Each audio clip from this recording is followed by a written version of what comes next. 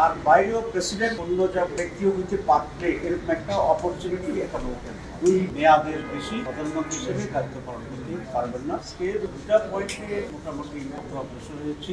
মাঝে হচ্ছে রাষ্ট্রপতি নির্বাচনের সুযোগ যেটা হচ্ছে আপার হাউস, লোয়ার হাউস মেম্বার এবং এটাকে কনস্টিটিউশনে প্রেসিডেন্টের যে কনস্টিটিউশন এটা আরেকটু এক্সটেন্ড। কমিশনের প্রস্তাব হচ্ছে এটা আপনি ইউনিয়ন কাউন্সিল মেম্বার যার সংখ্যা হয়ে যায় প্রায় 70।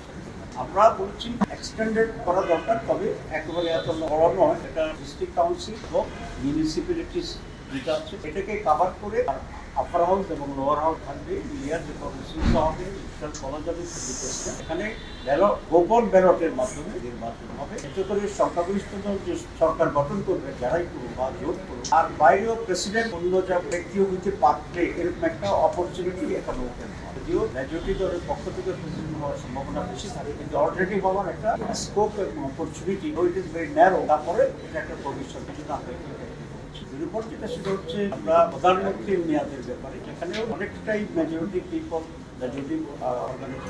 আমরা একমত হয়েছি যে কোন প্রধানমন্ত্রী দুই মেয়াদের বেশি প্রধানমন্ত্রী হিসেবে দায়িত্ব পালন করতে পারবেন না। কোনো দল ইনক্লুডিং বিএনপি তারা এটার সাথে পুরোপুরি একমত হন।